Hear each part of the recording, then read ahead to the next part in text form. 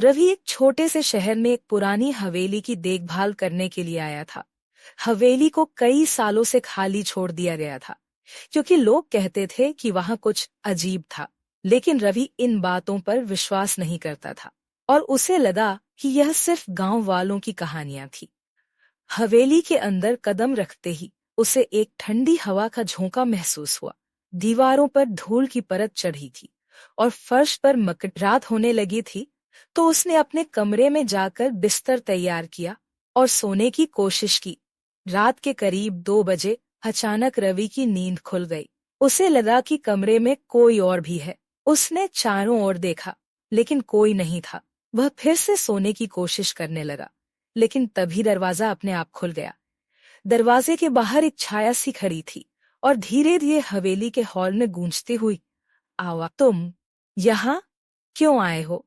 रवि का दिल तेजी से धड़कने लगा। उसने टॉर्च उठाई और हिम्मत जुटाकर आवाज की दिशा में गया। हवेली के नीचे के हिस्से में एक पुराना तहखाना था, जिसे गांव के लोग मृतकों का कमरा कहते थे।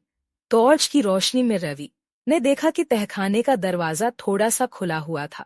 उसकी हिम्मत जवाब दे रही थी, लेकिन उसने सोचा कि शायद यह सिर्फ हवेली की पुरानी संरचना का हिस्सा है। जैसे ही वह तहखाने के अंदर घुसा, उसकी टॉर्च अचानक बंद हो गई। चारों तरफ घना अंधेरा छा गया। तभी उसे महसूस हुआ कि कोई उसके ठीक पीछे खड़ा है। उसने मुड़कर देखा, लेकिन कुछ दिखाई नहीं दिया। उसकी सांसें थम गईं जब उसने सुना, तुम वापस नहीं जा सकते।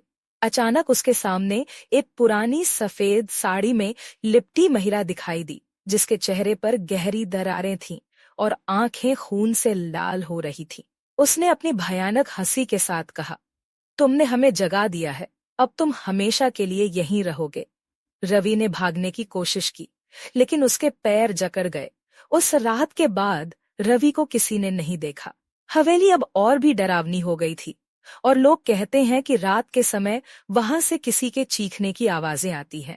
कहते हैं उस रात हवेली में कुछ ऐसा हुआ जो अब भी एक रहस्य बना हुआ है। रवि की आत्मा अभी भी वहां कैद है, हवेली के अंधेरे कोनों में भटकती हुई। एंड।